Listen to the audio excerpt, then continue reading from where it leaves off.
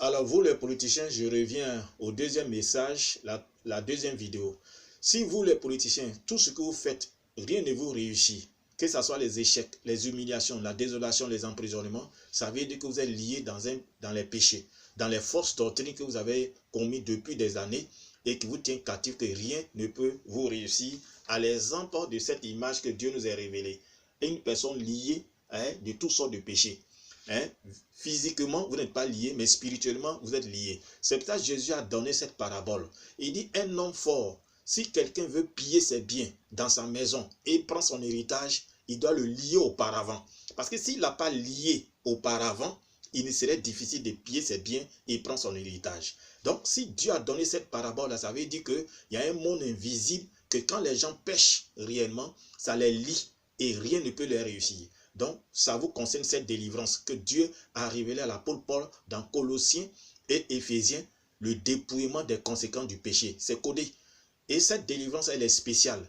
C'est ça vous sied, vous les politiciens là. Et c'est sur cette délivrance-là, spéciale là, que Dieu nous a révélé. Donc, il serait mieux de venir faire votre délivrance pour que vous réussissiez dans ce que vous cherchez, le pouvoir. Alors, je continue. Alors, sachant ça, Jésus vient maintenant de la part de Dieu sur terre pour annoncer cette bonne nouvelle-là, de la seconde mission qui concerne un monde nouveau.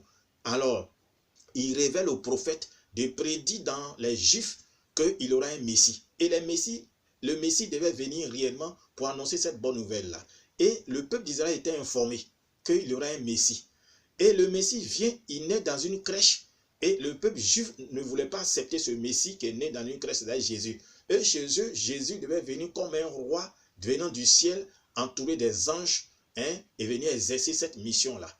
Et il rejette ce Jésus-là. C'est cela que Dieu aussi s'est révélé au premier président, Feu Félix Boigny, d'aller tisser l'alliance avec Israël. Selon Dieu, dans le monde invisible, cette alliance-là représente une passation de cahier de charges des Juifs qui devaient exercer pour parfaire ce monde-là.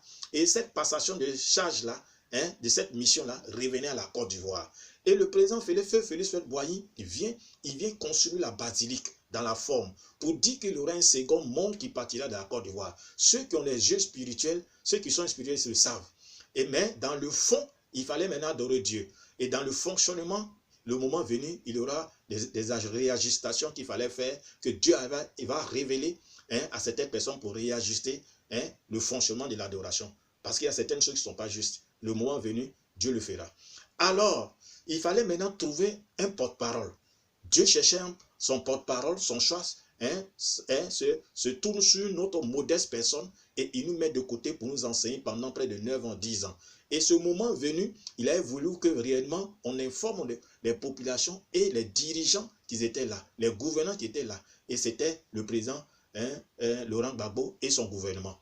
Pour leur dire que le fonctionnement de la gestion des ressources que l'État gérait n'était pas juste. Il fallait assainir pour que le surplus puisse permettre le développement de la Côte d'Ivoire, parce que c'est le monde qui vont converger, des croyants qui vont converger vers la Côte d'Ivoire.